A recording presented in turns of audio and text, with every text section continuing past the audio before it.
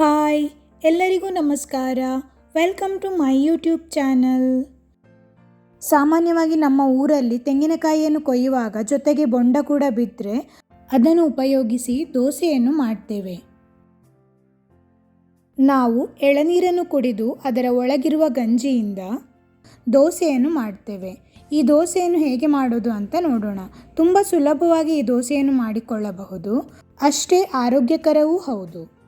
ದೋಸೆಯನ್ನು ತೆಳುವಾಗಿ ಹೊಯ್ದರೆ ತುಂಬ ಕ್ರಿಸ್ಪಿಯಾಗಿ ಕೂಡ ಬರ್ತದೆ. ನನ್ನ ವಿಡಿಯೋಸ್ ಇಷ್ಟವಾಗ್ತಾ ಇದ್ದರೆ ಚಾನಲನ್ನು ಸಬ್ಸ್ಕ್ರೈಬ್ ಮಾಡಲು ಮರೆಯಬೇಡಿ. ನಿಮ್ಮ ಅಭಿಪ್ರಾಯಗಳನ್ನು ಕಮೆಂಟ್ ಮೂಲಕ ತಿಳಿಸಿ. 1 ಕಪ್ ದೋಸೆ ಅಕ್ಕಿಯನ್ನು 4 ರಿಂದ 5 ಗಂಟೆಗಳ ಕಾಲ ನೆನೆ ಹಾಕಿ, ನೆನೆಸಿದ ಅಕ್ಕಿಗೆ ಎಳನೀರಿನ ಗಂಜಿಯನ್ನು ಹಾಕಿ ನುಣ್ಣಗೆ ರುಬ್ಬಿಕೊಳ್ಳಬೇಕು. 1 ಕಪ್ ಅಕ್ಕಿಗೆ 3/4 ಕಪ್ ಆಗುವಷ್ಟು ಎಳನೀರಿನ ಗಂಜಿಯನ್ನು ಹಾಕಿಕೊಂಡ್ರೆ ಸಾಕು. ಜಾಸ್ತಿ ಆದರೆ ಪರವಾಗಿಲ್ಲ, ಆದರೆ ಕಮ್ಮಿ ಆದರೆ ದೋಸೆ ಗಟ್ಟಿ ಆಗ್ಬೋದು. ಹಿಟ್ಟಿನ ಹದ ಈ ರೀತಿಯಾಗಿರಲಿ, ತುಂಬ ನೀರು ಮಾಡುವುದು ಬೇಡ.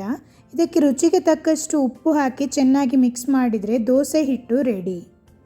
ದಿಢೀರಾಗಿ ಈ ದೋಸೆಯನ್ನು ಮಾಡಿಕೊಳ್ಳಬಹುದು. ದೋಸೆ ಹಿಟ್ಟನ್ನು ಹುಳಿ ಬರಲು ಇಡುವ ಅವಶ್ಯಕತೆ ಇಲ್ಲ, ದಿಢೀರಾಗಿ ಮಾಡಿಕೊಳ್ಳಬಹುದು. ನಾನೀಗ ದೋಸೆಯನ್ನು ಹೊಯ್ತಾ ಇದ್ದೇನೆ. ಕಾವಲಿಗೆ ಚೆನ್ನಾಗಿ ಕಾದ ನಂತರ ಈ ರೀತಿಯಾಗಿ ದೋಸೆಯನ್ನು ಹೊಯ್ತಾ ಇದ್ದೇನೆ. ಈ ದೋಸೆ ತಿನ್ನಲು ಎಷ್ಟು ರುಚಿಯಾಗಿರುತ್ತದೋ ಅಷ್ಟೇ ಆರೋಗ್ಯಕರವೂ ಹೌದು. ನಾವು ತುಂಬ ತೆಳುವಾಗಿ ಎರೆದರೆ ಕ್ರಿಸ್ಪಿಯಾಗಿ ಬರ್ತದೆ, ತುಂಬ ರುಚಿಯಾಗಿರುತ್ತದೆ. ನೀವು ಒಮ್ಮೆ ಟ್ರೈ ಮಾಡಿ ನೋಡಿ. ಮೇಲಿನಿಂದ ಸ್ವಲ್ಪ ತುಪ್ಪವನ್ನು ಹಾಕಿ ಮಗುಚಿ 2 ಬದಿ ಬೇಯಿಸಿಕೊಳ್ತಾ ಇದ್ದೇನೆ.